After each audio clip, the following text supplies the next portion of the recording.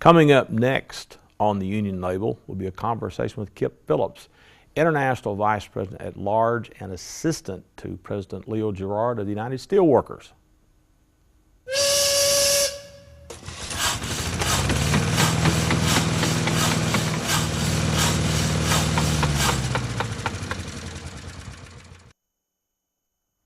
Welcome back. I'm Barry Craig. And welcome to the program for the first time. Thank you, Barry. I hope not the last time. Well, we'll hope not. I'll begin with the same question I ask all of my guests. Two parts. What has the labor movement meant to you personally, and what has the labor movement meant to the working class in this country? On the first part, Barry, and I've thought about that, and when I travel around the country and I give speeches occasionally to not only our members but different groups, I know of no other entity by which a person with my background could have gone and done and been involved in the things that I've been able to. There's no other entity that I can think of that would have given me that opportunity. The second part, the labor movement has done more to raise the standard of living for the average American in this country than any institution that ever came along. If you look back through history, the middle class was essentially created after the Great Depression and after the New Deal and after World War II. And if there's a direct correlation with the standard of living for the average American and union membership. If union membership goes up, the standard of living goes up. If membership goes down, the standard of living goes down. Let's talk about your history.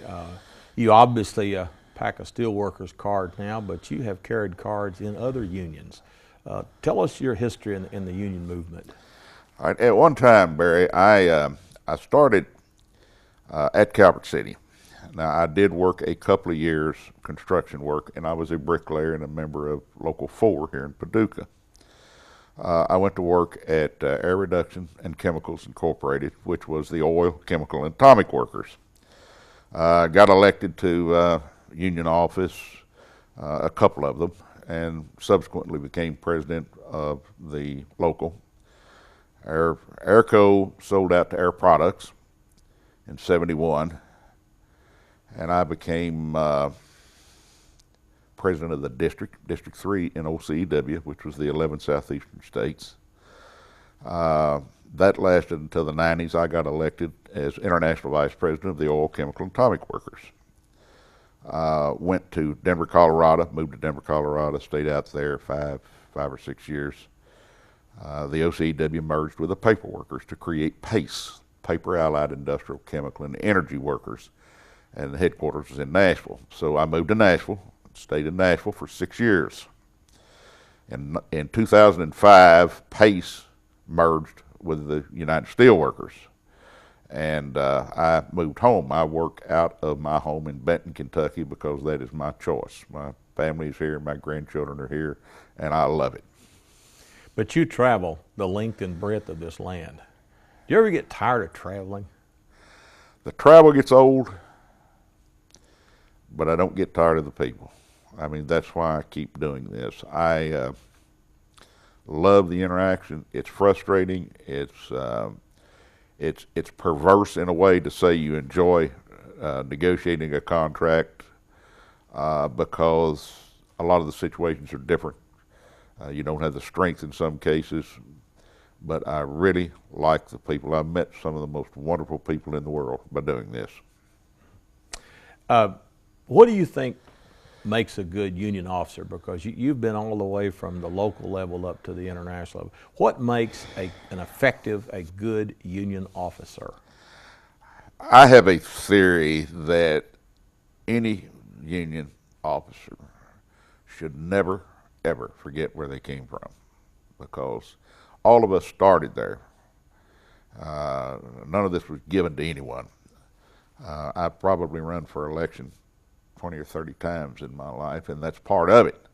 But if you never forget that when you represent that person, that is just the same as your job that you're going after, or your benefits that you're negotiating, and you try to put yourself in their place.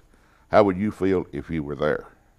And I've always thought if you think in that direction that they're the most important thing, they are the union, the members are, then I think you're successful. Mm-hmm. Mm-hmm. What are some of the, you talk about negotiations, what are some of the most interesting or more fruitful negotiations you've been involved with? And well, I get some interesting negotiations, Barry. I am the coordinator for the nuclear sector of our union, so we have nuclear sites, primarily the Department of Energy, DOE, old weapons complex, the old ACC plants, of which Paducah is one.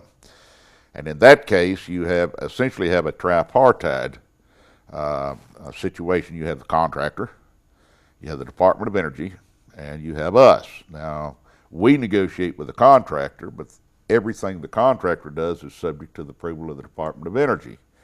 The Department of Energy will say that they do not interfere with collective bargaining, which is a joke, because everything that contractor does is subject to their approval. So in essence, it's a three-way negotiations.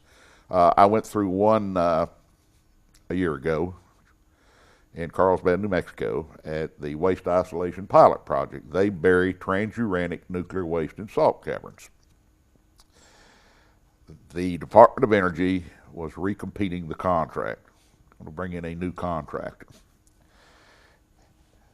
So when we went into negotiations, the existing contractor informed us that the Department of Energy would not let them negotiate anything other than a one-year extension to the contract, which would have meant that our members' contract would have expired September 30th, 2012.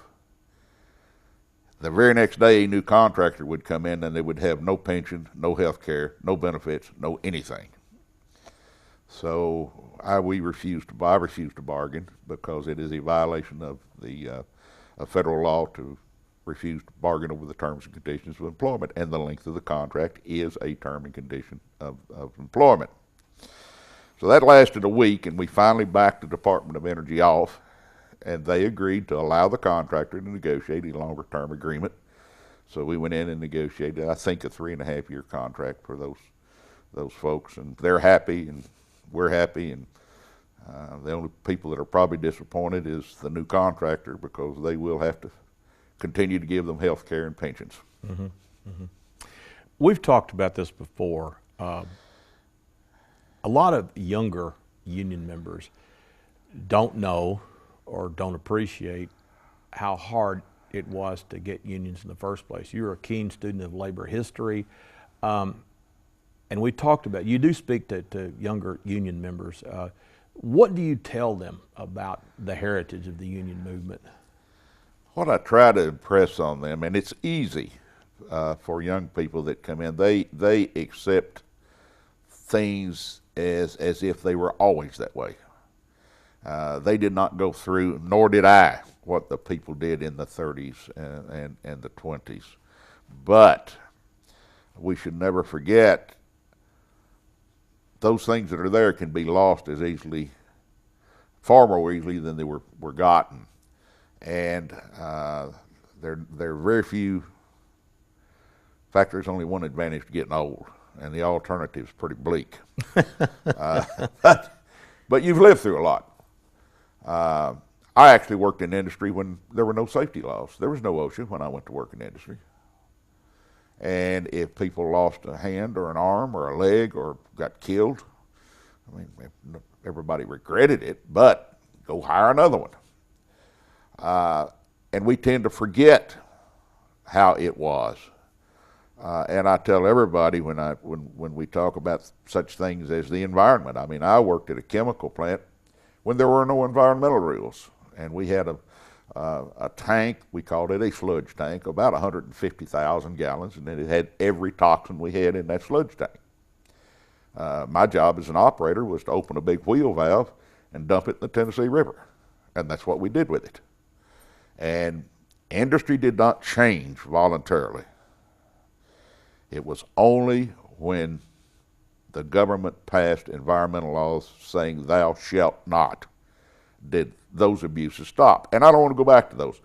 Our members look at those things and they think, well, it's always been this way. Well, it hasn't. So I just asked them to try to envision and read how it was before there were such things as unions, and to understand that it can easily go back that way. In fact, I fear it is going back toward that way now as we speak. We also talked about apathy on the part of a lot of union members. A lot of them aren't registered to vote. They don't vote. They often don't vote on union issues. They vote on the social issues, which you call the four G's. 4Gs. Guns, God, gays, and government. And so how do you reach union members like that? The only thing you can try to do is to sit and talk to them. And it is hard. It is hard to reach them because I remember growing up hearing the older folks talk about going to one-room schools, walking 4 miles to school each day, each way. I couldn't envision that because I did not do that. And for the younger people, it's hard to envision that it could never be any different than it is. But you try to impress them, yes, it can. Look at third world countries. Look at South America, Central America. Look at every country, whether it's a left-wing dictatorship or a right-wing dictatorship. They all have one thing in common. They have a two-class society. They have a very few at the top with all the power, the wealth, the money, the influence, and the masses of the people at the bottom that don't have much. And if we're not careful, that's where we're going to go. Mm-hmm. Mm-hmm. Mm-hmm. What about the future of the movement? Now, you're getting close to retirement. What do you foresee as the future of the steelworkers and the union movement in general? I've always thought, Barry, that although I worry about it, unions are a product of adversity. I mean, if we really think about it, if employers had always treated their employees right, had always taken care of their employees, there would never be such a thing as a union. But under our system, unfortunately, some people feel like, and I call it the love of money, that money is the most important thing. So we eventually created a system where we basically did have a two-class society. That's why unions came along. Workers were mistreated, underpaid, not taken care of. They were just another commodity like a piece of furniture. So that's why unions were created. And if it goes back that way, unions will resurge again. If you look at unions, it goes all the way back to even colonial times, you know, with cobblers and printers, and they call them guilds, but they actually were unions in another form. And they've come up and gone down and come up and gone down. And I think there will always be there because if we keep the same system of government, there will be a mechanism for them to be there. If we don't, and we wind up like the other third world countries, you know, there'll be some type of a revolution in this country like there are in the other countries. Mm-hmm. Mm-hmm. Going back to the mergers, you were involved in the merger of OCAW and, of course, the merger with Pace and the Steelworkers. How did that go? I mean, you've got two unions, very independent, I'm sure. Yeah. How did you put them together like that, or help put them together like that? I actually was co-chair on our side in every merger we've been in through since the mid-'80s, and some failed mergers, I might add. I actually spent a week in Chicago negotiating with the mine workers back in the late '80s or '90, and that did not come to fruition because the differences were just too great. Mm-hmm. We actually negotiated an agreement with the rubber workers in the early '90s that subsequently fell through, mm-hmm. and then they subsequently merged with the steelworkers. Right. It's difficult to do because every single union has their own heritage, and they're all very proud, and no one wants to give that up. But you have to understand that it's just like negotiating a contract. You're not going to get everything your way. So you have to be able to compromise in order to reach agreement. In theory, that's what politics should be about. Unfortunately, it's not that way anymore. It, yeah. Now, one thing it would be good to explain to our viewers, there's always been a difference in the United States between craft unions, such as the electrical workers, plumbers, carpenters, painters, and industrial unions. The steelworkers, that's an old industrial union coming out of the CIO in the 30s. Explain the difference between a craft union and an industrial union. Craft unions were the AFL unions. Right. And at one time, a craft union really represents a single craft, whether it's an electrical worker, a carpenter, laborers, pipe fitters, etc. The industrial unions represent everyone at that site. So the industrial unions at a plant represent the electricians, the maintenance mechanics, the operators, the laborers. All of them are in one union. And it is an industrial union. It's Congress of Industrial Organizations. And those two entities competed for a lot of years, and then they finally did merge. In 1955, right. Create the AFL-CIO. Right. And again, when I teach my history classes, I stress that there's always been these two channels. Of course, now you have public employee unions, which is, so the future of labor in organizing, sadly, this country's industrial infrastructure has decreased. A lot of plants in the area are no longer where. It breaks my heart every day to go by the ruins of the General Tire Factory, Continental General Tire Factory, which, by the way, they're now actually pounding that concrete into gravel, if you haven't been by, and shipping it out piece by piece. Given the decline in our industrial base, what's the future of organizing?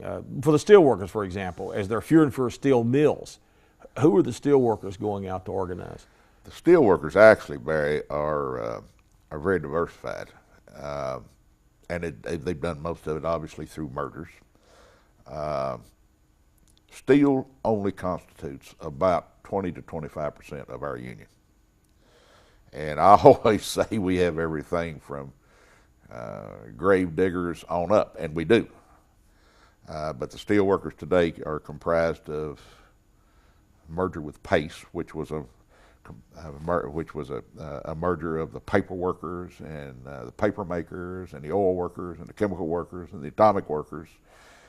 They have merged. They have the flint glass workers, the rubber workers are merged with the steel workers, and on and on and on. Allied industrial workers.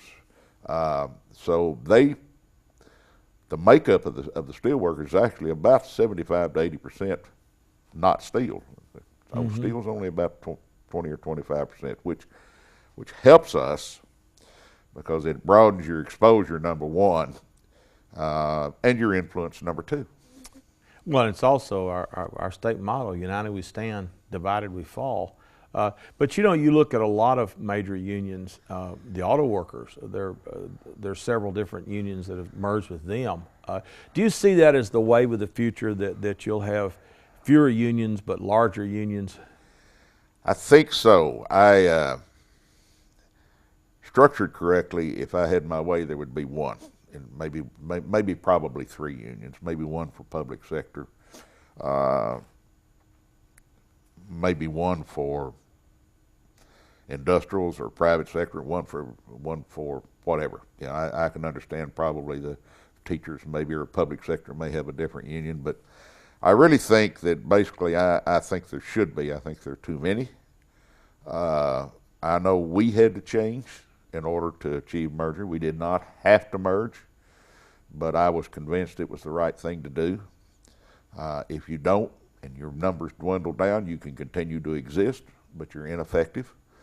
And so I think it should be. Now, I will tell you, just be blunt about it, getting some of the egos out of the way to achieve that is hard to do. If you remember, at one time there was going to be a mega merger between the steelworkers, the machinists, and the UAW, because all three of the presidents were going to retire. George Corpius was going to retire with the machinist, Jokic was going to retire with the UAW, and Becker was going to retire with the steelworkers. So they were going to create one big union. Corpus retired first. They elected a new president with a machinist, and he did not want to merge. So that's off. So it's hard to do, but I think it has to be. Basically, I'm a wobbly at heart. I think there should be one big I union. was going to say the industrial workers of the world. Workers of the world. That sounds very, very wobbly. Yeah. Yeah. That's fascinating. You recently received the W.C. Young Award, the highest honor that the Western Kentucky AFL-CIO Area Council bestows. You knew W.C. Young. Yes. For the folks who are watching today who don't know W.C. Young, didn't know W.C. Young, tell us about him. I admire W.C. Young. I have had conversations with you and others before, and I always wonder in my mind what he went through. I grew up here in Paducah, Barry. W.C. is older than I am. I grew up in the era of segregation. I went to segregated schools. The drinking fountains were segregated, the movie theaters. Actually, I lived in an integrated neighborhood, but I lived in the era of segregation. I look back and I wonder how on earth could we as a people even tolerated that? But I also think how on earth could someone like W.C. Young turn out the way he did, having gone through that? Because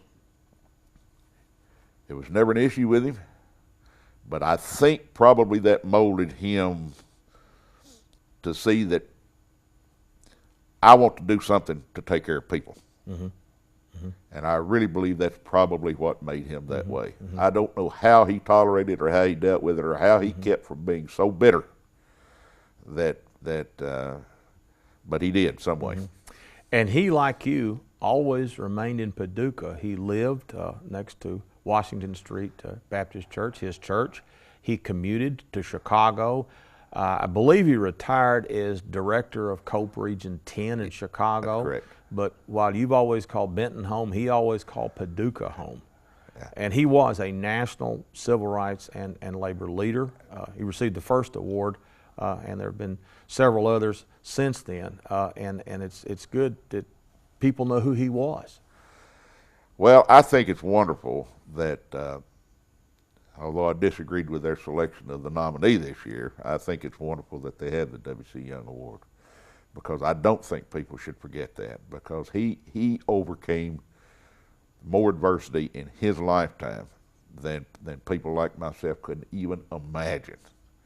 And for him to be able to do it is just something that younger people ought to look at and say, if he could do that, I can do my place too. I can make my place in the world. And of course, the industrial unions always were.